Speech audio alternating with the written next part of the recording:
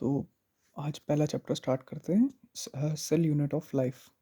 इसके बारे में डायरेक्ट हम यहीं से पढ़ते हैं अभी, क्योंकि अभी देखो एनसीईआरटी तो पढ़ना नहीं है, इतना टाइम नहीं है, डायरेक्ट नोट्स से पढ़ेंगे। तो मेन एनसीईआरटी सारी कवर हो जाएगी इसमें। सेल यूनिट ऑफ लाइफ है हमारा, ये चैप्टर है। इनएनिमेट जो होता है, इनएनिमेट सेल कौन सा होता है? नॉन लिविंग सेल होता है, ठीक है। फिर सेल होता है fundamental structural functional unit of life होता है। तो सबसे छोटी जो पार्ट चीज़ आ रही है ना, उसको हम सेल कंसीडर करते हैं। जो हमारा रॉबर्ट ब्राउन था, जो सबसे पहला हमारा सेल डिस्कवर किया गया था, डेड सेल डिस्कवर हुआ था, वो था ओक के ट्री था, एक ओक था जिसके ऊपर वो पाया गया था। रॉबर्ट हुक ने उसे डिस्कवर किया था। दूसरा लाइव सेल सबसे पहला डिस्कवर हुआ था एंटन वॉन लिवनहॉक। एंड जो हमारा न्यूक्लियस था सबसे पहले देखा रॉबर्ट ब्राउन ने। मेन चीज़ इसकी यही है। सेल थ्योरी पे जब हम आते हैं, सेल थ्योरी सबसे पहले दी थी 1838 में। वो 1838 में मैथियस श्लेडन, ये एक बॉटनिस्ट थे, इन्होंने प्लांट सेल्स के रिस्पेक्ट में दी थी। और 39 में थियोडोर श्वान ने दी थी, ब्रिटिश जोलॉजिस्ट थे ये, इन्होंने एनिमल सेल के रिस्पेक्ट में दी थी। बोला इन्होंने वही था कि सेल जो होते हैं नए सेल बनते हैं पुराने वालों से। फिर इसको क्या हुआ, इन्हीं दोनों को कंबाइन किया गया, ठीक है। 1855 में रोडोल्फ वर्चो, उसने क्या किया, मॉडिफाइड सेल थ्योरी दे दी। मॉडिफाइड सेल थ्योरी क्या थी? It explain that cell it explain cells divide and new cells form from the pre existing cell. वो प्री एग्जिस्टिंग सेल से बनते हैं। इसी ने कहा क्या, ओमनी सेल्यूला ई सेल्यूला। तो ये चीज़ इसने कही कि मतलब सेल जो होंगे नए सेल जो होंगे पुराने वाले से बनेंगे, ठीक है। ये चीज़ आई। फिर उसके बाद अब हमारा है सेल का ओवरव्यू। सेल देखो कितने टाइप के होते हैं? दो टाइप के सेल होते हैं, prokaryotic eukaryotic. Pro means pre, pre मतलब पहले वाला। तो प्रोकैरियोट्स होते हैं जो सबसे पहले आए थे। फिर आते हैं यूकैरियोट्स जो थोड़े मॉडिफाई हो गए। प्रोकैरियोट्स एक्चुअली जब हम डीएनए वाला चैप्टर पढ़ते हैं उसमें भी हमने देखा हुआ है। प्रोकैरियोट्स के जो न्यूक्लियस था, उसके अंदर भी कंटेंट जो था, डीएनए कंटेंट जो था, उसमें आरएनए रहता था अक्सर। आरएनए होता था, सब में होता था ज़रूरी नहीं है, बट आरएनए कंटेंट था जिसमें वो अनस्टेबिलिटी थी, जिसकी वजह से वो थोड़ा मॉडिफाई हुआ, स्टेबल हुआ, ठीक है। तो वो चीज़ें थी। प्रोटीन मतलब प्रोकैरियोट्स में कुछ कुछ कमियां थी जो कि जाके यूकैरियोट्स में सुधरी। प्रोकैरियोट्स में जो हमारा पहला था, इनमें मेम्ब्रेन बाउंड ऑर्गेनली नहीं होती, जबकि यूकैरियोट्स में होती हैं, सारी मेम्ब्रेन बाउंड होती है, मतलब उनमें कवरिंग आ जाती है। कवरिंग आ जाती है, वो कवर कर लेते हैं, ठीक है। फिर उसके बाद आता है हमारा बोथ प्रोकैरियोट्स एंड यूकैरियोट्स जो होते हैं ना। कुछ होते हैं जो कि सिर्फ प्रोकैरियोट्स में होते हैं, कुछ ऐसे सेल्स के कंपोनेंट्स होते हैं जो सिर्फ यूकैरियोट्स में होता है, कुछ होता है दोनों में होते हैं। फॉर एग्जांपल जो दोनों में मिलेगा हमें वो होता है साइटोप्लाज्म, सेल मेम्ब्रेन, फिर डीएनए एंड राइबोसोम्स, ठीक है। राइबोसोम दो टाइप के होते हैं, 70s और 80s। एस जो होता है वो होता है हमारा सेडिमेंट्री कोफिशिएंट। सेडिमेंट्री कोफिशिएंट ये चीज़ है, इसमें हम कैलकुलेशन, ये मैथ नहीं है, ठीक है, तो मैथ नहीं है। 70s होगा मतलब 70s मतलब आई एम सॉरी 70s अगर राइबोसोम की हम बात कर रहे हैं तो वो आता है about, I am also forgetting. 80s तो हमारा होता है 60-40, और 50-30, आई एम सॉरी, ठीक है। 70s जो आता है हमारा 50-30 पे आता है, और 80s आता है हमारा 60-40 पे, 60s प्लस 40s, ठीक है। वो चीज़ होती है। फिर इनमें राइबोसोम्स के अंदर ये साइटोप्लाज्म होता है, माइटोचॉन्ड्रिया बोले हम, कॉन्ड्रिया नहीं बोलना, चोंड्रिया, माइटोचोंड्रिया, ठीक है। रफ एंडोप्लाज्मिक रेटिकुलम, ये सब चीज़ें। यूकैरियोट्स की भी बात हमने करी। अभी हम देख रहे हैं सेल के फैक्ट्स बता रहे हैं सेल साइज के। सबसे छोटा सेल होता है हमारा माइकोप्लाज्मा का, ठीक है। एनारोबिक रेस्पिरेशन ये कर सकता है। माइकोप्लाज्मा की सबसे छोटा सेल होता है, इसकी सेल वॉल नहीं होती, ठीक है, सेल वॉल नहीं होती। और तीसरी चीज़ जो होगी ना, इसको हम कहते हैं pleuro pneumonia like organism, PPLO, pleuro pneumonia like organism. तो ये होता है 0.3 माइक्रोमीटर का इसकी साइज होता है, ठीक है। फिर होता है जो लॉन्गेस्ट सेल आता है ना, वो ह्यूमन सेल में आता है, नर्व सेल, हमारे नर्व फाइबर न्यूरॉन वाला, वो हमने जो देखा हुआ है। न्यूरॉन का वो जो स्ट्रक्चर होता है ऐसे जंगल सा, ऐसे ऐसे हाथ जैसा ही स्ट्रक्चर होता है, वो ऐसे जा रहा है, ठीक है। तो वही होता है न्यूरॉन, ठीक है, nerve cell. And human RBC की जब हम बात करें, क्योंकि ये इंपॉर्टेंट आ जाता है, आरबीसी की बात हो रही है तो इंपॉर्टेंट है। 7 माइक्रोमीटर की इसकी वो जो होता है, इसका साइज रहता है। बैक्टीरिया की बात करें 3 से 5 माइक्रोमीटर। लार्जेस्ट सेल जो होता है, जो सबसे बड़ा सेल, देख, नर्व सेल जो है हमारा लॉन्गेस्ट सेल है, लंबा है। लंबा होने में और बड़ा होने में फ़र्क होता है। जो बड़ा होता है वो होता है हमारा ऑस्ट्रिच एग का सेल, ठीक है, वही चीज़ है। एग भी तो सेल ही है एक। फिर होता है shape of cell. Shape of cell जो होता है ना, बड़े बड़े टाइप के हो सकते हैं। देखो सिंपल चीज़ है, शेप जो होगी ना, अलग अलग टाइप की होती है। बाइकन केव हो सकती है, राउंड हो सकती है, या फिर वो हो सकती है एमीबॉइड भी हो सकती है। देख, जो हमारी आरबीसी होती है ना, बाइकन केव होंगी या फिर बाइकन केव होंगी या फिर राउंड होंगी। अब इसके बारे में बताइएगा कि जो हमारा सिकल सेल एनीमिया है उसमें क्या शेप आ जाती है इसकी। डब्ल्यूबीसी की जब हम बात करते हैं तो एमीबॉइड शेप होती है। एमीबॉइड कैसी? मतलब एमीबा जब भी हमने देखा उसकी इरेगुलर सी शेप होती है, इसकी भी इरेगुलर सी शेप होती है, और ये डायापेटेसिस शो करता है। डायापेटेसिस क्या होता है? इसने जब एक मेम्ब्रेन से दूसरी मेम्ब्रेन में जाना है ना, ये अपनी शेप को ऐसा चेंज सा करता है, पिचक जाएगा फिर दूसरी मेम्ब्रेन में चला जाएगा, ऐसा स्ट्रक्चर ये करता है। कॉलमनार एपिथेलियम की बात करते हैं, लॉन्ग होते हैं, नैरो लाइक होते हैं और लंबे होंगे और ऐसे होंगे, मतलब जैसे ये उंगलियां दिख रही है ना, ऐसे होंगे कॉलमनार, ठीक है, लॉन्ग होंगे और नैरो, लॉन्ग एंड नैरो। जो हमारे नर्व नर्व सेल होते हैं ना वो ब्रांच्ड होते हैं, लंबे होते हैं और ब्रांच्ड होते हैं। ये देखो ऐसे नर्व अभी ब्रांचेस निकल रही हैं, ये बीच में एक्सॉन, इसको एक्सॉन नहीं सॉरी, ये बीच वाले को बीच वाले को इमेजिन अगर हम करें एज साइटॉन या फिर सेल बॉडी, तो ये सब जो है इसके, ये सब आ जाएंगे, इसकी ब्रांचेस आ जाएंगी। या तो ट्रैकीड अगर हमने देखा हो तो उसका ऐसी सी शेप होती है ट्रैकीड की, थोड़ी मतलब अब ऐसी सी शेप रहती है ट्रैकीड की, ठीक है। एंड जब हम बात कर रहे हैं इसकी मीजोफिल सेल्स की, तो ये राउंड होते हैं और ओवल होते हैं, ठीक है, round and oval. Then comes our what, then comes our cell membrane. Eukaryotic cell के हम कंपोनेंट्स की बात करेंगे, सबसे पहले बात करते हैं सेल मेम्ब्रेन की। सेल मेम्ब्रेन, ठीक है, सेल मेम्ब्रेन की जब हम बात करते हैं तो हम देखेंगे कि किन किन तरीक़ों से बनी हुई होती है, किन किन चीज़ों से बनी होती है। पहली चीज़ तो यूकैरियोटिक सेल वो होते हैं जो मॉडिफाइड हैं, ठीक है। याद रखो प्रोकैरियोट्स में सिर्फ वही आएंगे जो कि हमारे वो थे किंगडम मोनेरा के पार्ट थे। जो भी प्रोटिस्टा, प्लांटी, एलिमेंटिया और फंजाई के पार्ट्स हैं वो सारे यूकैरियोटिक में आते हैं।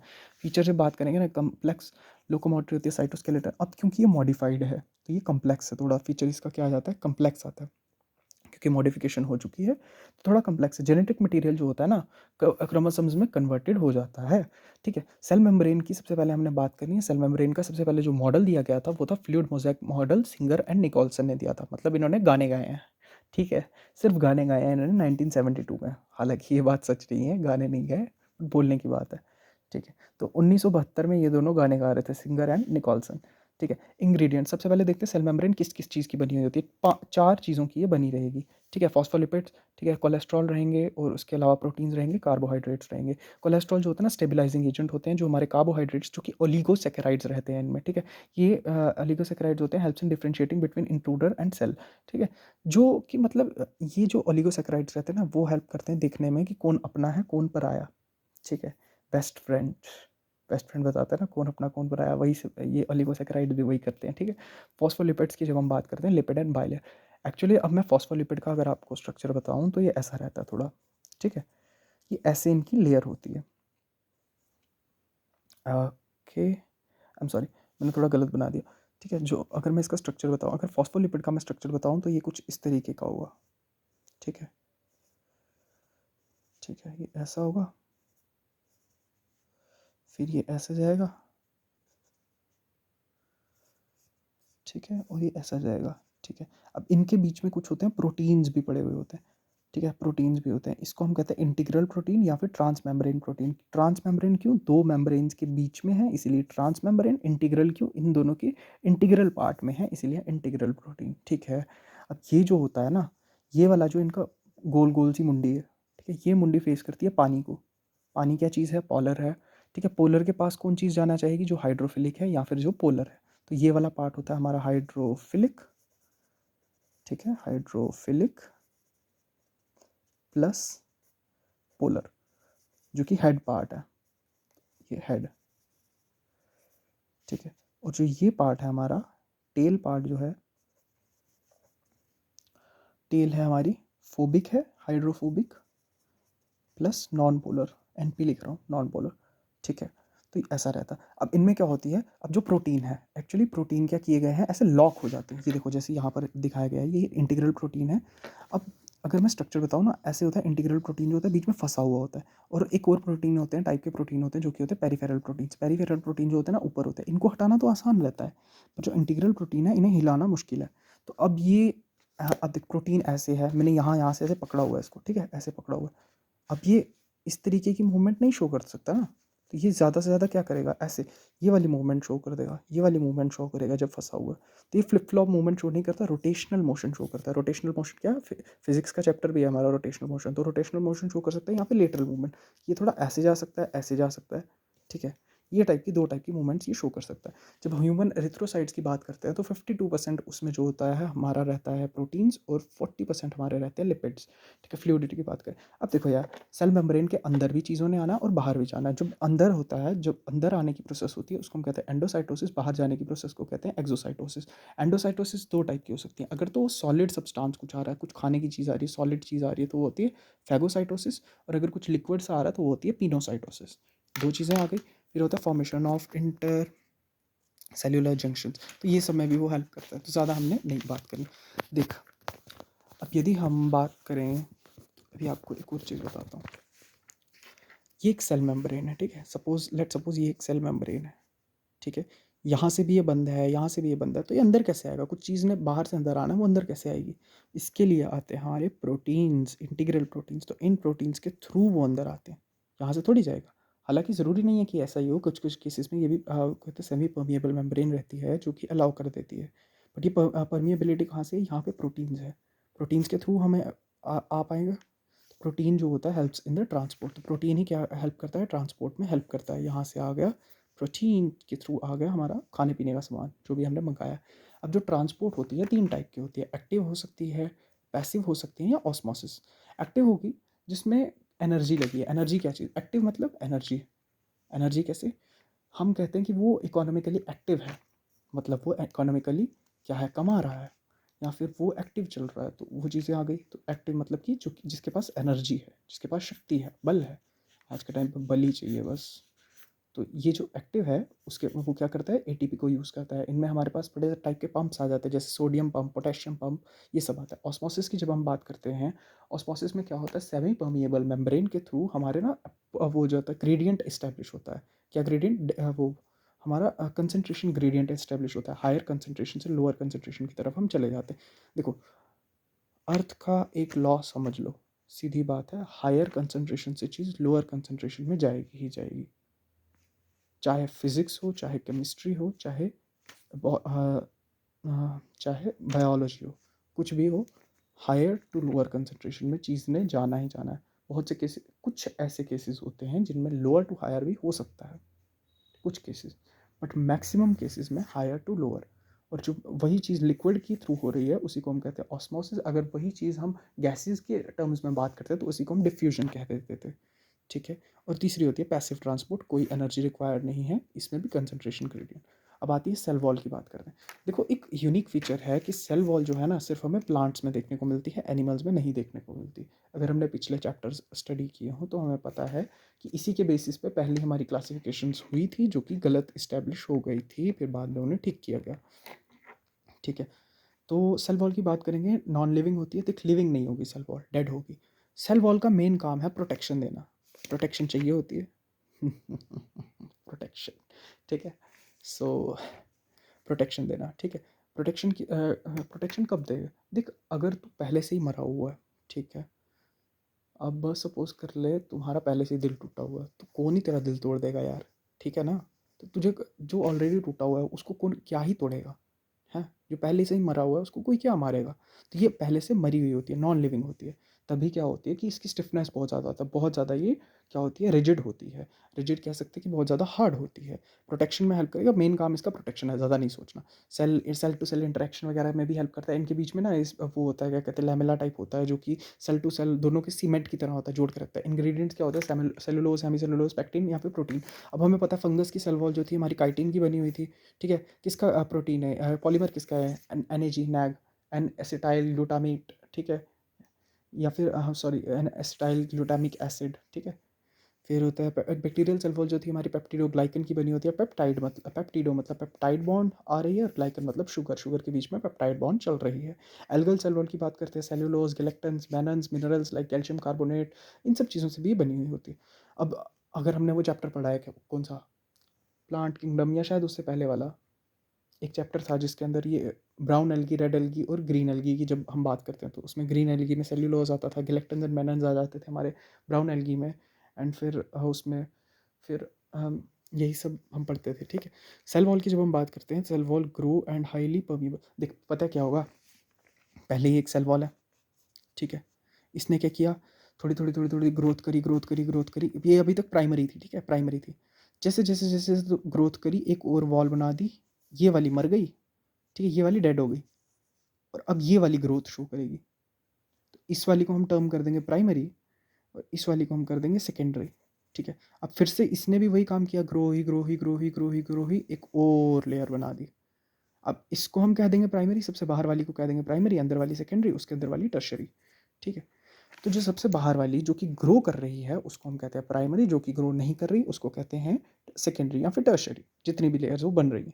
ठीक है, अब प्राइमरी वाली ग्रो कर जाती है, सेकेंडरी ग्रो नहीं करती। क्यों नहीं करती? क्योंकि उसमें डिपॉजिट आ जाती है किसकी? सुब्रेन की, लिग्निन की, क्यूटिन की। ठीक है, इन तीन चीज़ों की वो आ जाती है डिपोजिशन। अब क्योंकि यही चीज़ जो थी डेड है, ठीक है, यही जो है डेड है, इसी के डेड होने की वजह से यहाँ पे इलास्टिसिटी नहीं है, परमिएबिलिटी नहीं है, और इसके अलावा ये क्या है, स्टिफनेस जो आई ना, मेन इन्हीं की वजह से आई, सुब्रेन, लिग्निन, क्यूटिन। ठीक है, अब हम बात करते हैं प्रोकैरियोटिक सेल के बारे में। ठीक है, तो प्रोकैरियोटिक सेल के बारे में बात करेंगे तो प्रोकैरियोटिक सेल में हमारे आ जाते हैं बैक्टीरिया, ब्लूग्रेनल, ये पीपीएल मतलब furrow pneumonia like organism, mycoplasma.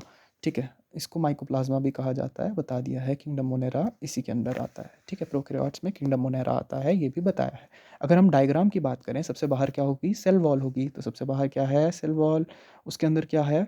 उसके अंदर होती है हमारी सेल मेम्ब्रेन। ठीक है, सेल मेम्ब्रेन की है सेल मेम्ब्रेन।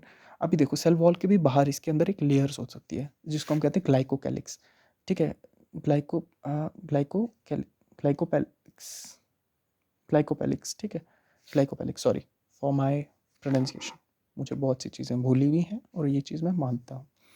ठीक है, ग्लाइकोपैलिक्स करके ये लेयर होती है। अगर तो ये हार्ड है तो ये कैप्सिड की बनी हुई होती है, अगर तो ये स्टिकी स्टिकी सी होती है ना, चिपचिपी सी, तो वो स्लाइम की होती है। ठीक है, हार्ड है तो कैप्सिड की, स्टिकी है तो स्लाइम की।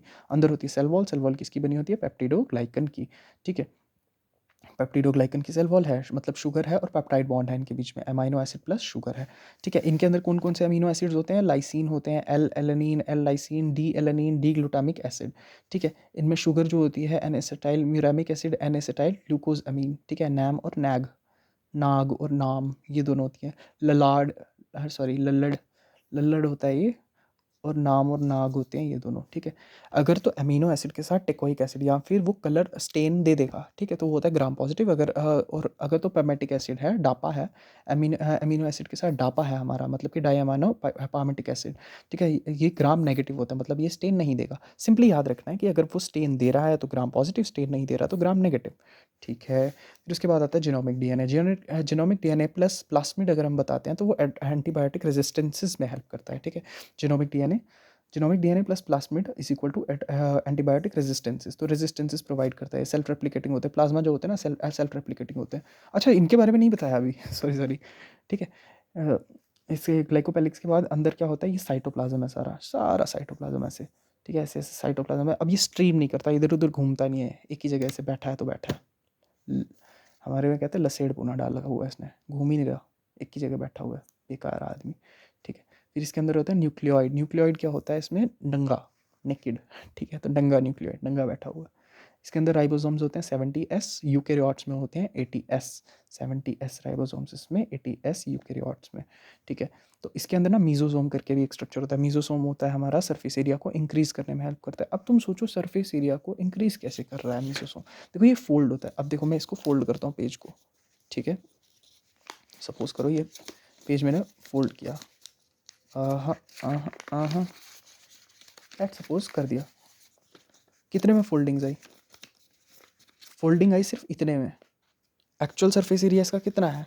इतना, इतना सरफेस एरिया, और मैंने कितने में फोल्ड कर दिया? इतने में। सरफेस एरिया बढ़ गया ना। तो इसके अंदर फ्लैजिला भी है हमारे पास। फ्लैजिला क्या हेल्प करता है? मोटिलिटी में हेल्प करता है। Flagella is just like our kadam, हमारी पूंछ, जैसे हम आते हैं ना पूंछ, वैसे ही, पर सच में पूंछ नहीं होती है। ठीक है, तो ये नहीं बोलना मैंने पूंछ पढ़ा दी। फिर इसके बाद और क्या होता है? मीजोसोम होता है, सरफेस एरिया इंक्रीज करता है। पिलाई और फिम्ब्री भी होता है। ये ज़्यादा इनका एक्चुअली इनका भी रोल अभी तक ना कुछ ज़्यादा खास पता नहीं चला है, फिम्ब्री और पिलाई का। मोस्टली ये कहते हैं कि हेल्प करते हैं अटैचमेंट में, इसी में हेल्प करते हैं ज़्यादातर, बट एक्चुअल रोल इनका हमें नहीं पता। ठीक है, शेप की बात करेंगे, राउंड हो सकते हैं कोकस, फिब्री होता है कमा शेप्ड, फिर होता है बैसिलस होते हैं रॉड शेप्ड, स्ट्रेप्टोकोकस होते हैं चेन की तरह, और स्पिरिला होते हैं स्पाइरल। मीजोसोम की बात करें, वेसिकल हो सकता है, ट्यूबुलर हो सकता है, लेमिलर हो सकता है। वेसिकल मतलब गोल, फिर होता है ट्यूब्यूलर, होता है मतलब ट्यूब के जैसे, ये देखते हैं जैसे ये ट्यूब है तो ये ट्यूब की तरह है ना, तो ट्यूब। फिर होता है लेमिला, लेमेला भी होता है, ठीक है। तो फंक्शन जो हो गया ना मीसोसोम के फंक्शन क्या, पहले तो वो रेस्पिरेशन में हेल्प करता है, दूसरा रेप्लिकेशन में भी हेल्प करता है, तीसरा सिक्रीशन में हेल्प करता है, चौथा होता है कि सरफेस एरिया इंक्रीज करता है, पांचवा होता है wall formation, cell wall formation में भी ये हेल्प करता है। बहुत रोल्स हैं भैया इसके मीसोसोम, कब मत समझना इनको। तो मीसोसोम के क्या क्या फंक्शंस हैं, सेल वॉल फॉर्मेशन कराएगा, रेप्लिकेशन कराएगा, रेस्पिरेशन कराएगा, सिक्रीशन कराएगा, ठीक है। FRRS, फर्स, फर्ज, ठीक है, फर्ज फर्ज निभाता है अपने पूरे, FRRS फर्ज, फर्ज, ठीक है। FRRS तो पूरे अपने फर्ज निभा रहा है ये। F से फॉर्मेशन, R से रेस्पिरेशन, ठीक है, रेप्लिकेशन और सिक्रीशन, ठीक है। अब फ्लैजिला की बात कर रहे हैं। फ्लैजिला के 3 पार्ट्स होते हैं, एक होती है बॉडी, एक होता है हुक और उसके साथ लगा होता है फिलामेंट। फिलामेंट ये वही पार्ट है जो ऐसे घूम रहा है दुम्ब की तरह, ठीक है। सिलिया इसमें एब्सेंट है, दिखा कहीं सिलिया दिख रहा है, कहीं बनाए हैं बाल ऐसे, बाल बाल से कहीं दिख रहे हैं नहीं ना, तो सिलिया एब्सेंट होता है। पिलाई फिम्बरी होते हैं, एलोंगेटेड होते हैं, फ्यू, ठीक है, होता है फ्यू। फिम्बरी जो होते हैं स्मॉल होते हैं, ब्रिसल लाइक होते हैं, फाइबर्स। यार फिम्बरी पता है कैसा होता है, फिम्बरी का स्ट्रक्चर अगर बताए ना, तो जैसे ब्रश हम करते हैं ना जो, तो वो इशारा गलत हुआ है, बट सोच गलत नहीं होनी चाहिए। तो फिम्बरी होता है हमारे brush like structures. Inclusion bodies की बात करें, रिजर्व फूड मटेरियल को स्टोर करने में हेल्प करता है साइटोप्लाज्म, ठीक है, साइटोप्लाज्म के अंदर। वैक्यूल्स की बात करेंगे ना, एब्सेंट होते हैं मोस्टली केसेस में, अगर प्रेजेंट भी होंगे तो बयांसी प्रोवाइड करने के लिए होते हैं, ठीक है। गैस वैक्यूल्स जो होते हैं बयांसी प्रोवाइड करते हैं। देखो दिखा, मैंने कहा था 70s का 50+30 आता है, 81 आता है, 80s होता है, सॉरी 80s अगर मैथमेटिकली कैलकुलेट करें तो ये तो 80 होना चाहिए, बट देखिए we are not using mathematics as our tool. Biology पढ़ रहे हैं, बायोलॉजी पढ़ो, ज़्यादा मैथ के चौदह नहीं बनो, ठीक है। तो इसको हम कहते हैं स्वेडबर्ग्स कांस्टेंट, सेडिमेंट्री कोफिशिएंट भी होता है। सेवरल राइबोसोम्स और सिंगल mRNA जो देखना, बड़े सारे राइबोसोम्स जुड़ गए सिंगल mRNA के ऊपर, तो वो पॉलीसोम या फिर पॉलीराइबोसोम्स बना देते हैं। फिर आता है हमारे पास मिडल लैमेला, ये कोई सीमेंट की तरह है यार, 2 सेल वॉल को जोड़ेगा, बताया पीछे कि लैमेला है, जोड़ता है। कैल्शियम पेक्टेट या फिर मैग्नीशियम पेक्टेट, इन दो एलिमेंट से बनी होगी, कैल्शियम पेक्टेट या फिर मैग्नीशियम पेक्टेट। अब बताते हैं living connection between two cells, दो सेल्स के बीच में जो लिविंग कनेक्शन होता है उसको हम कहते हैं प्लाज्मोडेस्मेटा, ठीक है। फिर आता है endomembrane system. Endomembrane system actually एक सिस्टम बना देते हैं। इसका क्या सीन है कि इन्होंने एक सिस्टम बना दिया हुआ है। सिस्टम क्या बनाया, अब अगर हम बताएं तो इनका क्या सीन है कि इन्होंने एक कोऑर्डिनेशन का एक सिस्टम बना दिया, एंडोमेम्ब्रेन सिस्टम बना दिया हुआ है, इसी को हम कहते हैं एंडोमेम्ब्रेन सिस्टम। इन्होंने क्या किया है एक्चुअली, कोऑर्डिनेशन कर दिया है, इकट्ठे काम करते हैं और कोऑर्डिनेटेड वे में फंक्शन करते हैं। इसके अंदर आता है हमारा एंडोप्लाज्मिक रेटिकुलम, स्मूथ होते हैं, रफ होते हैं, Golgi complex, vacuoles, lysosomes. Lysosomes को हम कहते हैं सुसाइडल बैग्स, वैक्यूल्स होते हैं खाली जगह, वैक्यूल्स तो खाली जगह, गोल्गी कम्प्लेक्स और एंडोप्लाज्मिक रेटिकुलम, इन सब के बारे में हमने पढ़ना है। फंक्शंस कोऑर्डिनेटेड है, provides internal rigidity to the cell, single membrane structures होते हैं। सबसे पहले बात करते हैं एंडोप्लाज्मिक रेटिकुलम के बारे में। एंडोप्लाज्मिक रेटिकुलम, चलिए शुरू करते हैं बिना किसी टाइम पास के, जो कि हो ही रहा है। तो नेटवर्क देखो, एक्चुअली रेटिकुलम क्या होता है, रेटिकुलम होता है हमारा नेटवर्क ही होता है। रेटिकुलम का मतलब यही होता है नेटवर्क। तो नेटवर्क या फिर reticulum of tiny tubular structure, छोटे छोटे से ट्यूब जैसे स्ट्रक्चर्स होंगे ना जब इकट्ठे जुड़ जाते हैं, ऐसे जैसे मैंने पेन जोड़ दिए बड़े सारे, रुको एक सेकेंड, ये पेन जोड़ा, ये पेन जोड़ा, बना दिए हमने राइबोसोम्स, ठीक है। तो यही है हमारे राइबोसोम्स, ठीक है, ऐसे मैंने जोड़े हुए हैं, तो ये आ गए हमारे राइबोसोम्स, ठीक है। तो यह है हमारे राइबोसोम्स, ठीक है। अब ये क्या होते हैं, कहाँ पे होंगे, तो यहाँ तो इनसाइड एंडोप्लाज्मिक रेटिकुलम होंगे या फिर आउटसाइड एंडोप्लाज्मिक रेटिकुलम होंगे, ठीक है। तो ल्यूमिनल अगर हैं, ट्यूबुलर स्ट्रक्चर्स अगर तो इनसाइड हैं, एंडोप्लाज्मिक रेटिकुलम के अंदर हैं तो उनको ल्यूमिनल कहते हैं, बाहर है तो एक्स्ट्रा ल्यूमिनल, ठीक है। इफ़ राइबोसोम अगर प्रेजेंट है तो रफ एंडोप्लाज्मिक रेटिकुलम, अगर तो स्मूथ नहीं है तो smooth endoplasmic reticulum. Rough endoplasmic reticulum protein बनाने में हेल्प करता है, जबकि स्मूथ वाला लिपिड बनाने में हेल्प करता है, जो कि स्टीरोल्स हो सकते हैं या फिर detoxification of drugs, I am sorry, detoxification of drugs में भी हेल्प करता है, जो कहाँ होती है, लीवर में, ठीक है। फिर हार्मोन्स बनाने में भी हेल्प करता है हमारा कौन, स्मूथ एंडोप्लाज्मिक रेटिकुलम। मतलब हमारे जो ये हार्मोन बन रहे हैं ना सारे, ये इसकी करामात है स्मूथ की, बेटे बहुत काम की चीज़ है तू। और रफ जो है ये सारे प्रोटीन, जिम वालों RER को पकड़ लो, ठीक है। किसी ने अपना प्रोटीन का ब्रांड खोलना होगा, रफ एंडोप्लाज्मिक रेटिकुलम, RER के नाम से खोलना, सही चलेगा। गोल जी, हाथ देख रहे हो, जिम वाले ही हैं ये भी, तभी आई कैन अंडरस्टैंड। फिर है गोल्गी apparatus की बात करते हैं, ठीक है, गोल्गी एपेरेटस सबसे पहले कैमिलियो गोल्गी ने बताया था, इसीलिए उन्हीं के नाम पर हमने रखा गोल्गी एपेरेटस करके। हाँ, गोल्गी एपेरेटस नाम रखा, 1898 में उन्होंने बताया था। रेटिकुलर स्ट्रक्चर है ये भी, मतलब ये भी वैसा ही स्ट्रक्चर होता है, ऐसा मतलब झुंड झुंड टाइप का, मतलब नेटवर्क वाला। ठीक है, फ्लैट हो सकता है, डिस्क शेप हो सकते हैं। सिस्टर्नी जो होती है ना, इसकी होगी 0.5 से 1 माइक्रोमीटर तक की होगी। एंडोप्लाज्मिक रेटिकुलम के पास रहता है। अब इसके पास ना 2 फेसेस होते हैं, 2 चेहरे वाला आदमी है, ऐसे लोगों से बचो, बहुत गंदे होते हैं। सिस फेस होता है, ट्रांस फेस होता है। ठीक है, सिस फेस जो होता है ना, कन्वेक्स, देख हमने जो लेंस पढ़े थे, कन्वेक्स, कनकेव, गुफा, अंधेरी गुफा, वही वाली। ठीक है, तो ये गुफा, कन्वेक्स कनकेव हमने लेंस पढ़े थे। कन्वेक्स की शेप कैसे आ रही, ऐसे। कनकेव की कैसे आ रही, ऐसे। तो ये देख, कन्वेक्स की शेप कैसे आ रही, ऐसे गई थी। ठीक है, तो ये चीज़ आ गया कन्वेक्स पार्ट, और दूसरा पार्ट हमने कनकेव रख लेना। ऊपर से जाएगा प्रोटीन, नीचे से मैच्योर होकर निकलेगा। एक्चुअली प्रोटीन इधर से जाता है, ठीक है, ऊपर से सिस फेस से, यानी कि कन्वेक्स वाले फेस से ये जाता है, मैच्योर होता है और फिर बाहर निकल जाता है, मतलब एंड प्रोडक्ट एक अच्छा प्रोडक्ट बन के निकलता है। ठीक है, ट्रांस फेस के थ्रू वो बाहर आ जाता है, मैच्योरेशन के बाद ट्रांस फेस के थ्रू बाहर आता है। ट्रांस फेस जो है हमारा, वो होता है हमारा कौन सा, ट्रांस फेज होता है कनकेव, और सिस फेज होता है हमारा कन्वेक्स। अब कैसे याद रखें, इसकी कुछ ट्रिक होनी चाहिए।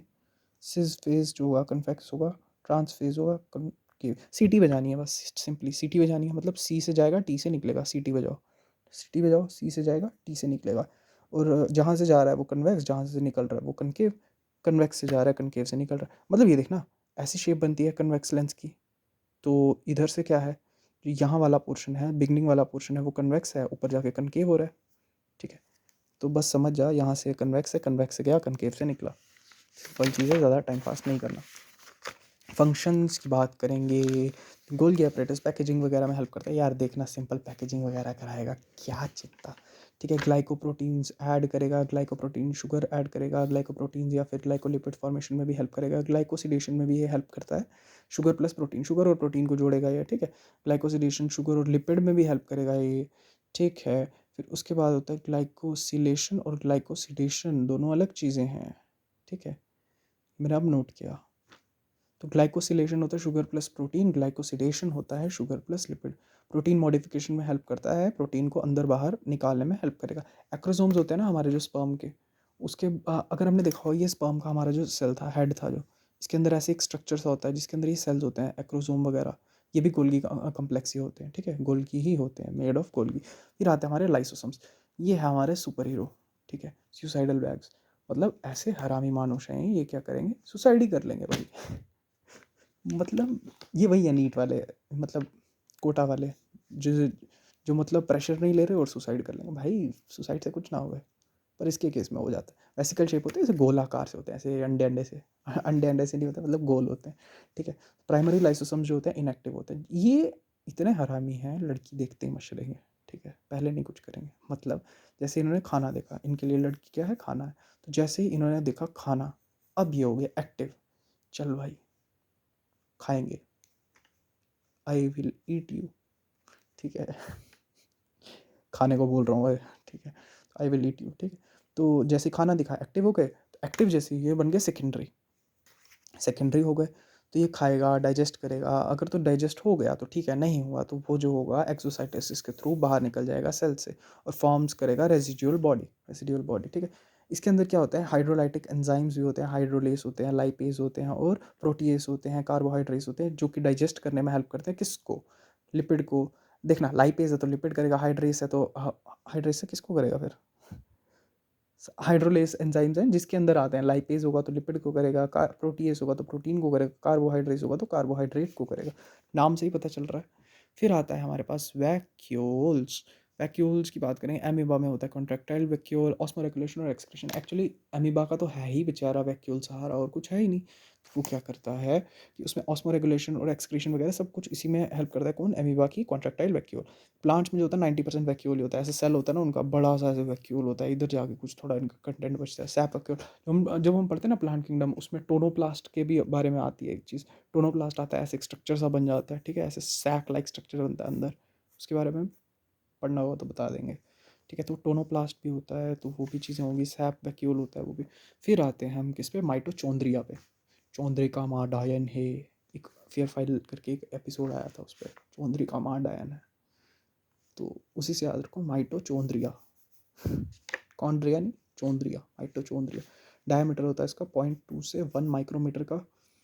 सॉसेज शेप, सॉसेज देखा है ना हरामियों, जिसकी इमोटिकॉन्स भेजते हो, ठीक है। तो सॉसेज शेप होती है, सिलेंड्रिकल शेप होता है, ठीक है, सिलेंड्रिकल स्ट्रक्चर होता है, site of aerobic respiration. Actually ये क्या करेगा, एरोबिक रेस्पिरेशन में हेल्प करेगा, एटीपी फॉर्मेशन करेगा with the help of O2। अब इसके बारे में भी बहुत डीप आ जाती है, डेप्थ आती है हमारे अगले चैप्टर्स में। पढ़ना होगा तो बताना, नहीं पढ़ना होगा तब भी, जय सिया राम, ठीक है। डिवीजन जो होगी बाय फिजन होती है, डिवाइड बाय फिजन के थ्रू ये डिवाइड करते हैं। इसकी जो साइट जो होती है ना, साइट जहाँ पे एक्चुअल एटीपी बनता है उसको हम कहते हैं ऑक्सीजोम। ऑक्सीजोम क्या करता है यार, H पॉजिटिव कंसनट्रेशन होती है, कंसनट्रेशन ग्रेडियंट बनता है यहाँ पे भी।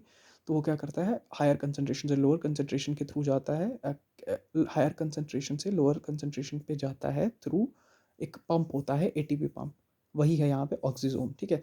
इसी के थ्रू जाता है और एटीपी बनाता जाता है। मेन चीज़ अभी मोटा मोटा यही याद रखो, ठीक है। ऑक्सीजोम ये देखिए लगे हुए हैं छोटी छोटी ऑक्सीजोम, ठीक है। ये होता है इसके अंदर 70S राइबोसोम्स होता है, माइटोचोंड्रिया के अंदर पावर हाउस भी कहा जाता है इसको। एटीपी, एटीपी बनाता है तो power house of the cell, मतलब ये पावर देगा, यही ट्रांसफार्मर हमारा यही है। तू ही सहारा तू ही हमारा, बस कर भाई स्ट्राइक पड़ जाएगी, ठीक है। तो इसके अंदर ऐसे गड्ढे गड्ढे होते हैं, क्रिस्टी, चांद पर दाग हैं, चांद पर गड्ढे भी हैं, तो वो गड्ढे यही हैं, क्रिस्टी, ठीक है। मैट्रिक्स होता है इसके अंदर, ठीक है। साइट ऑफ रेस्पिरेशन है मैट्रिक्स। देखो इसके अंदर क्या होगा, अब ऑन अ सीरियस नोट, इसके अंदर क्या होते हैं, एंजाइम्स वगैरह होंगे, ठीक है, सभी एंजाइम्स प्रेजेंट होंगे। बट इसके अंदर वाली एरिया में ना एक एंजाइम नहीं होता, वो इनर मेम्ब्रेन ऑफ वॉल में होगा, इनर मेम्ब्रेन के अंदर होता है वो, ठीक है। यहाँ पर नहीं होगा वो, उसको हम कहते हैं सक्सिनाइल डिहाइड्रोजनेज, ठीक है। वो इनर मेम्ब्रेन होता है, वॉल की इनर मेम्ब्रेन के अंदर रहेगा वो, इसमें नहीं रहता, ठीक है। डिटेल में जानना है बाद में बताई जाएगी, बता सकता हूँ पर मूड नहीं है और ना टाइम इतना। ऑक्सीजोम की बात करेंगे तो F1 ऊपर होता है, हेड वाला पार्ट रहेगा F1, नीचे रहेगा F0।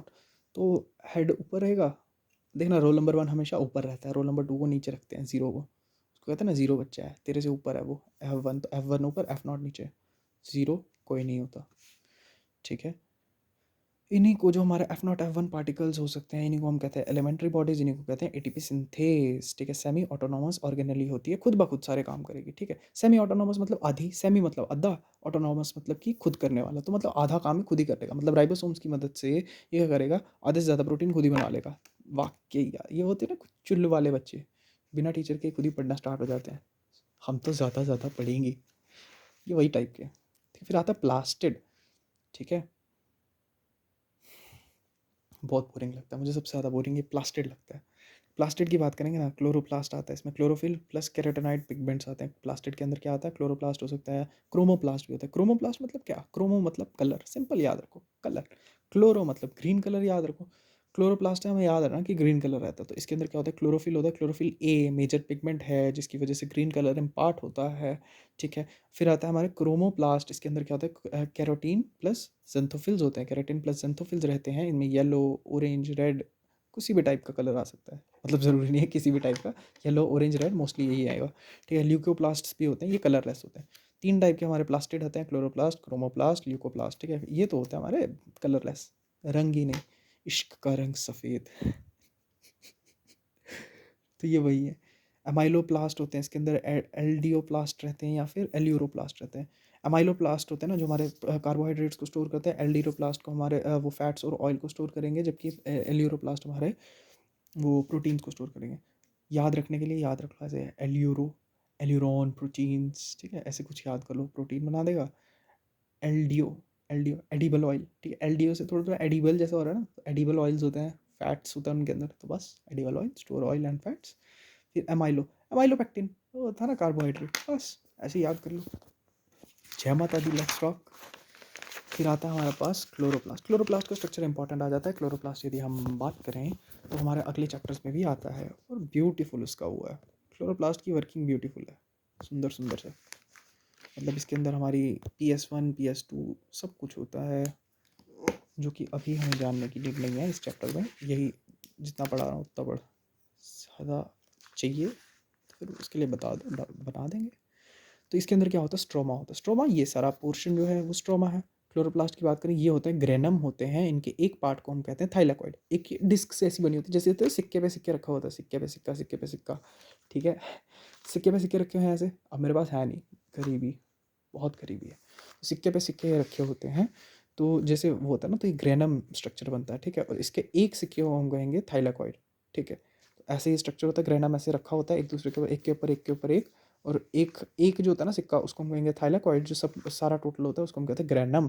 एक दूसरे से जुड़े होते हैं through stromal lamellae. Inner membrane होता है इनके अंदर, क्या लेस परमिएबल रहता है, ठीक है। इनके अंदर एक इनर परमिएबल होता है, एक आउटर मेम्ब्रेन होता है। आउटर मेम्ब्रेन थोड़ी परमिएबल रहती है, इनर मेम्ब्रेन लेस परमिएबल रहती है। स्ट्रोमल लैमेली, ग्रेनम, स्ट्रोमा, बस हो गया, ठीक है। Stroma have all the enzymes required photosynthesis for photosynthesis. इसके पास सारे एंजाइम्स होते हैं जो फोटोसिंथेसिस में हेल्प करते हैं। एक्चुअली जब हम बात करें ना, ये होता है हमारा, ठीक है, हाँ नहीं गलत बन गया, ये होता है हमारा, सपोज कर लो ये है हमारा ग्रैनम, तो इसके ऊपर ऐसे ऐसे ऐसे स्ट्रक्चर्स आते हैं, ठीक है। जो बाहर की तरफ होते हैं वो होते हैं PS1, जो अंदर की तरफ छुपे हुए होते हैं ना वो होते हैं PS2। छुपा हुआ है, लाइट इसको कम लगेगी, बाहर वाला है इसको ज़्यादा लाइट की आदत है, तो तभी PS1 जो होता है हमारा ऑपरेट होता है 700 नैनोमीटर ऑफ लाइट पे, जबकि ये अंदर छुपा हुआ है तो ये ऑपरेट होता है 680 नैनोमीटर लाइट पे, ठीक है। इसके बारे में अगर ज़्यादा जानना है बोल दो यार, बता दूंगा और क्या, ठीक है। इसके अंदर वो सब कुछ है, पहले से है, जो कि हमें फोटोसिंथेसिस के लिए चाहिए, बस सिंपल चीज़। राइबोसोम्स की भैया हम बात करते हैं। राइबोसोम्स होते हैं no membrane made of nucleolus, अच्छा sorry sorry, no membrane made of nucleolus, दोनों को इकट्ठे जोड़ के। इसके पास कोई मेम्ब्रेन नहीं होती अपनी, न्यूक्लियोलस का बना होता है। न्यूक्लियोलस ही एक्चुअली हमारे राइबोसोम्स बनाते हैं, और राइबोसोम्स से हमारे प्रोटीन्स बनते हैं, हमें पता है, ठीक है। जॉर्ज पैलेट ने सबसे पहले 1953 में इसको डिस्कवर किया। इसको कोई नाम नहीं दिया, जैसे उसका कैमिलो गोल्गी का पूरा गोल्गी बना दिया ना, इसका नहीं दिया यार। हैशटैग जस्टिस फॉर पैलेड, ठीक है, ट्विटर पर ट्रेंड करो। यूकैरियोटिक में होते हैं 80s 60+40, प्रोकैरियोट में होते हैं 70s 50+30। हेल्प्स इन ट्रांसलेशन में हेल्प करते हैं। एक्चुअली हमारे राइबोसोम्स किस में हेल्प करते हैं? ट्रांसलेशन। देखो, DNA से RNA, सेंट्रल डोगमा पता है ना, डन्ना से रन्ना। DNA से mRNA, ठीक है, ये होती है हमारी ट्रांसक्रिप्शन। और mRNA से प्रोटीन जो हमारे बनते हैं उसको हम कहते हैं ट्रांसलेशन। ट्रांसलेशन, ट्रांसक्रिप्शन, जो भी है समझ जाना यार। तो ट्रांसलेशन में हेल्प करते हैं, ठीक है। प्रोटीन बनाना है ना, बस ट्रांसलेशन में हेल्प करेंगे। अब आता है साइटोस्केलेटन स्ट्रक्चर। तो नेटवर्क ऑफ फिलामेंट्स होते हैं, प्रोटीनिशियस नेटवर्क ऑफ फिलामेंट्स होते हैं, प्रोटीनिशियस स्ट्रक्चर होते हैं, ये ऐसे ही बोला गया। माइक्रोट्यूब्यूल्स होते हैं, माइक्रोफिलामेंट्स होते हैं, इंटरमीडिएट फिलामेंट्स वगैरह होते हैं। मैकेनिकल सपोर्ट वगैरह हेल्प करेंगे। देखना यार, जो साइटोस्केलेटन स्ट्रक्चर मतलब क्या, जो उसका वो स्ट्रक्चर है, जो वो उसकी एक्चुअली जो मेन स्ट्रक्चर है उसका, किस में हेल्प करेगा यार? तेरा ढांचा है, जो तुम्हारी बॉडी है, किस में हेल्प करती है तुम्हारी, मतलब जो साइटोस्केलेटन स्ट्रक्चर है, मतलब तुम्हारा यार सपोज कर ले, साइटोस्केलेटन से लगा ले स्केलेटन, तुम्हारा स्केलेटन स्ट्रक्चर है, मेन काम किस में हेल्प करता है? सपोर्ट कर रहा है, मोटिलिटी, चलने में हेल्प कर रहा है, स्ट्रक्चर दे रहा है, यही तो 4 फंक्शन इसके भी हैं, बस ज़्यादा क्या टाइम पास। अब देखो, अब आते हैं हम, देखो हम अंतिम पड़ाव में ही हैं चैप्टर के, ख़त्म होने पे ये मौत मांग रहा है चैप्टर अब, ठीक है। 40 मिनट की क्लास हो चुकी है अब तक, मैंने 10 मिनट में सोचा था कवर करूँगा, अब पता चला PW वाले इतना लंबे चैप्टर कैसे निकाल लेते हैं, ठीक है भैया। सीलिया की बात करेंगे। सीलिया होता है हमारा, छुटकू सा होता है सीलिया, ऐसे ऐसे छोटे छोटे से सीलिया होते हैं, बाल बाल से छोटे छोटे से सीलिया, ठीक है। फ्लैजिला की बात करेंगे। फ्लैजिला होता है हमारा लॉन्गर होता है, सेल मूवमेंट में हेल्प करता है, ये डिफरेंस होता है, डिफरेंट होता है प्रोकैरियोट्स और यूकैरियोट्स में। देखिए जब हम बात करते हैं इसकी, जब हम बात करते हैं किसकी, ये है हमारा वो फ्लैजिला। फ्लैजिला की बात करते हैं, इसका 9+2 अरेंजमेंट रहता है। 9+2 मतलब 9 जो होते हैं ना, ये इस साइड होते हैं 9, अंदर 2 माइक्रोट्यूब्यूल जो होते हैं, बाहर होते हैं, बाहर की तरफ 9 होते हैं, अंदर की तरफ 2 होते हैं, 1 2, ठीक है, ये 2 हैं। बाहर गिने, एक यहाँ से स्टार्ट किया, 1 2 3 4 5 6 7 8 9 हो गए ना 9, तो ये 9 होते हैं, +2 का अरेंजमेंट रहता है, याद रखना है। इंटर डबलेट ब्रिज होता है, ये 2 होते हैं ना, 2 के बीच में ना एक ऐसा वो होता है, ब्रिज टाइप बना होता है, देख, एक ये डबलेट बन गई, एक ये डबलेट बन गई, इन दोनों के बीच में ब्रिज होगा तो इसको हम कहेंगे इंटर डबलेट ब्रिज, ठीक है। ये होता है सेंट्रल माइक्रोट्यूब्यूल, ठीक है। छोटे छोटे ट्यूब्यूल है ना, ट्यूब्यूल से हैं तो माइक्रो ट्यूब्यूल, छोटे छोटे से हैं तो माइक्रो, बड़े होते तो मैक्रो, ठीक है। इसके बीच में सेंट्रल शीथ है जो इसको कवर कर रही है, सेंट्रल शीथ हालांकि प्रॉपर नहीं कर रही बट कर रही है। इसमें होता है रेडियल पोल, होता है ये एक रेडियल पोल है, ठीक है, रेडियल पोल। फिर होता है पेरिफेरल माइक्रोट्यूब्यूल होते हैं, डबलेट्स जिनको हम कहते हैं, पेरिफेरल माइक्रोट्यूब्यूल्स होते हैं जिनको हम कहते हैं डबलेट। देखना जो पेरीफेरी में है उनको हम कहेंगे पेरिफेरल, इन्हीं को हम कहते हैं डबलेट्स। डबलेट्स के बीच में जो वो होता है ब्रिज लाइक स्ट्रक्चर होता है, इंटर डबलेट ब्रिज, ठीक है। 9 होते हैं पेरिफेरल, 2 होते हैं सेंट्रल। सेंट्रल के 9+2 अरेंजमेंट तभी हम कहते हैं। अब बात करते हैं सेंट्रोसोम्स एंड सेंट्रियोल्स, ठीक है। एक मैम थी वो ऐसे बोलते थे सेंट्रियोल्स, कुछ था यार, अब मैं बाद में बताऊंगा, ठीक है। तो 2 सेंट्रियोल्स होंगे। देख सेंट्रोसोम और सेंट्रियोल में फ़र्क क्या है, 2 सेंट्रियोल होंगे, ठीक है, मिलके बना देंगे क्या, सेंट्रोसोम। एक्चुअली मिलके ऐसा नहीं है कि वो मिलेंगे फिर वो ऐसा बनेगा, वैसा नहीं होता। जब देख, हाँ वैसे वैसा ही होता है, एक ऐसे है एक ऐसा है, एक सेंट्रियोल ऐसे जुड़ा एक सेंट्रियोल ऐसे जुड़ा, दोनों परपेंडिकुलर है, बन गया भैया सेंट्रोसोम, ठीक है।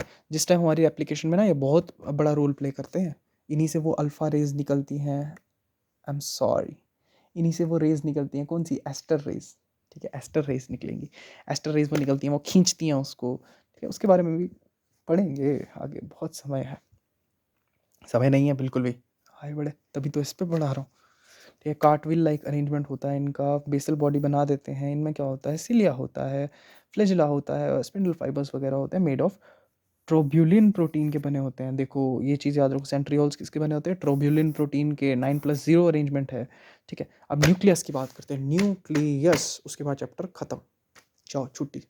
तो न्यूक्लियस की जब हम बात करते हैं, रॉबर्ट ब्राउन ने सबसे पहले इसे डिस्कवर किया। सबसे पहले डिस्कवर एक्चुअली इसने नहीं किया, इसके पहले भी था ही न्यूक्लियस, ऐसा नहीं है कि उसने भैया बता दिया कि न्यूक्लियस मुझे पहली बार दिखा, पहली बार दिखा वो चीज़ अलग है, बट इसने इसको देखा सबसे पहले, डिस्कवर नहीं किया, डिस्कवर तो यह था ही, पहले की चीज़ थी वो, ठीक है। हालांकि डिस्कवरी बोल लो, क्या बोले। लेटर जो था फ्लेमिंग था ना, उसने क्या किया, न्यूक्लियस को स्टेन किया, उसने बना दी क्रोमेटिन, देखे अंदर क्या देख ली, क्रोमेटिन, क्रोमेटिन भी दिख गया भाई। फिर हम बात करते हैं if cell dividing chromosome in place of nucleus, ठीक है। अगर तो सेल डिवाइड कर रहा है तो वहाँ पे क्रोमोसोम होंगे, अगर डिवाइड नहीं कर रहा तो क्रोमेटिन होंगे, बस। डिवाइडिंग नॉट डिवाइडिंग मतलब इंटरफेस भी है, तो क्रोमेटिन फाइबर्स है भाई, सिंपल सी चीज़। क्रोमेटिन फाइबर्स और क्रोमोसोम्स में फ़र्क क्या होता है, देख ये है, ये होता है हमारे क्रोमेटिन फाइबर्स, फाइबर्स मतलब धागे, याद रखो जहाँ धागे लिखे हैं, जहाँ फाइबर लिखा है वहाँ धागे, तो ये तो नॉर्मल स्टेट में ये होता है, ठीक है, ऐसा स्ट्रक्चर होता है न्यूक्लियस का। जब इसने करना है डिवीजन, जब इसको पता है डिवीजन करनी है, तब ये थोड़ा ऐसे बन जाता है, बटरफ्लाई सा है, मेरी तितली, तितली उड़ी उड़ के चली, ड्राइवर ने कहा आजा मेरे पास, तितली बोली हट बदमाश, ऐसे क्रोमोसोम जैसा स्ट्रक्चर बन रहा है। तो ये कब बनता है, जब उसने डिवाइड करना है, जब उसको पता है भाई मैंने डिवीजन करनी है, जब उसको पता है डिवीजन नहीं करनी, जैसे सिंगल लॉन्डे होते हैं, पता है भैया कुछ नहीं बनना तो क्यों काटने, ठीक है, तो धागे रहने दो, समझ जाना भाई, ठीक है। अगर तुम्हें समझ नहीं आ रही so you are under 18। Last but not the least, 6 मिस्त्री पड़ी है, 6, ठीक है।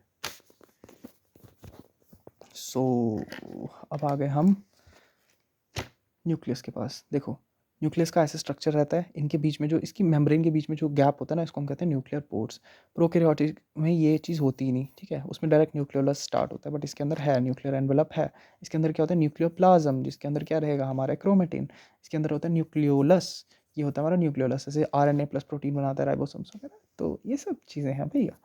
फिर हम बात करेंगे किसकी, देखो ये होता है हमारा ऐसे, जो बीच में गोला सा होता है ना, जब ये सेल होता है, एक्चुअली सेल के बीच में जो गोला होता है वो होता है हमारा न्यूक्लियस। अब गोले के बीच में भी गोला है, उसको हम कहते हैं न्यूक्लियोलस, ठीक है, लोलस, ठीक है, न्यूक्लियोलस, ठीक है। इसके अंदर क्या होता है, RNA होते हैं, प्रोटीन होता है, राइबोसोम होता है, बहुत सी चीज़ें होती हैं, तो राइबोसोम बनाने में हेल्प करेगा।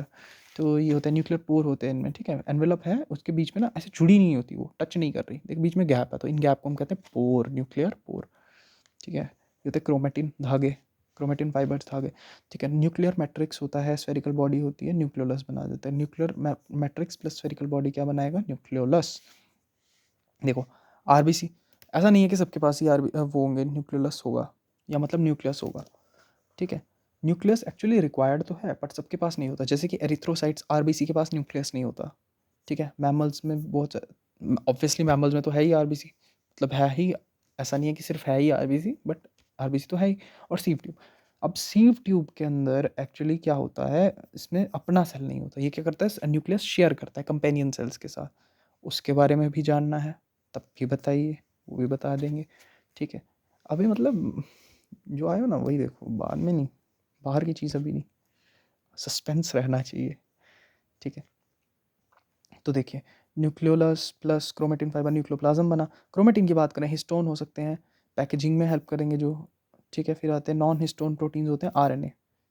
पैकेजिंग है ये, पैकेजिंग नहीं है भाई, कुछ और है ये, पैकेजिंग मत ले लेना। एक्चुअली हिस्टोन क्या होता है, हिस्टोन ऑक्टामर बना देते हैं ना, हिस्टोन प्रोटीन जो होते हैं हिस्टोन ऐसे ऑक्टामर्स बना देते हैं। ठीक है, हाँ तो पैकेजिंग हुआ, पैकेज वगैरह, पैकेज की तरह वो बना देता है गोल। ठीक है, अब देखो एक ब्यूटी ये है कि हमारा सेल का साइज़ कितना छोटा है, पर इस छोटे से सेल के अंदर 2 मीटर तक का डीएनए फिट होता है। 2.2 मीटर जिसकी एक्चुअल लेंथ रहती है, 2.2 मीटर। भैया 2.2 मीटर समझ रहे हो, 6 मीटर में एक बिल्डिंग पूरी आ जाती है, सिंगल स्टोरी। 2 मीटर है, बहुत ज़्यादा है भाई। मतलब 2 मीटर रेफरेंस लेने के लिए अब कैसे बोलूँ, बहुत ज़्यादा है यार 2 मीटर। 2 मीटर मतलब दिख भी नहीं रही जो चीज़, उसके अंदर 2 मीटर किया हुआ, कैसे किया होगा। तो हाईली कंडेंस्ड, तभी ये बहुत ज़्यादा कंडेंस्ड होते हैं। एवरी क्रोमोसोम होते हैं only visible in dividing stage. Actually क्या होता है, जब भी हमारी डिवाइडिंग स्टेज होती है मेटाफेज, मेटाफेज पे ही क्रोमोसोम हमें देखने को मिलता है, क्योंकि वो डेंसली पैक्ड होता है उस टाइम ना, सबसे ज़्यादा डेंस अरेंजमेंट होगा क्रोमोसोम का, उस टाइम हमें देखने को मिलते हैं, जो होते हैं ना मेटाफेज पे। एवरी क्रोमोसोम, ठीक है, हाँ ये चीज़ हो गई। अब देख हम बता देते हैं बड़े सेंट्रोजोम कितने टाइप के होते हैं। ठीक है, मतलब यार ये क्रोमोसोम्स कितने टाइप के होते हैं, ये होते हैं 4 टाइप के, सिंपल चीज़ याद रख। एक होता है मेटासेंट्रिक, एक होता है सब मेटासेंट्रिक, एरोसेंट्रिक और टीलोसेंट्रिक। बोले स्टार्ट करें, चलो वही करते हैं। तो ये देख सेंट्रोमियर क्या है, इसको हम बीच वाले जो स्ट्रक्चर होता है ना, इसको हम कहते हैं सेंट्रोजोम, सराउंडेड बाय काइनेटो। हो सकता है भाई, अब मैं क्या बोलूँ। तो ये सेंट्रोजोम है जो कि सराउंडेड है किससे, वो उससे काइनेटोकोर से। काइनेटोकोर ये बीच वाला, बीच को सेंट्रोमियर भी बोलते थे वैसे से शायद, मुझे नहीं, मुझे भूल रहा है ये चीज़, देखना पड़ेगा। देख भाई, जब अगर तो सेंट्रोमेयर हमारा बिल्कुल सेंटर में है, या फिर हम काइनेटोकोर बोल रहे हैं अगर, अब मुझे नहीं पता ये क्या चीज़ है, देख लेना तुम लोग, जान लेना। अगर ये बिल्कुल सेंटर में है, काइनेटोकोर इसको कंसीडर करेंगे अभी, तो अगर ये बिल्कुल सेंटर में है तो इसको मेटासेंट्रिक सेंट्रोसोम बोलेंगे। अगर तो ये थोड़ा सा ऊपर है तो सब मेटासेंट्रिक, मतलब बिल्कुल सेंटर में नहीं है बट थोड़ा सा ऊपर है।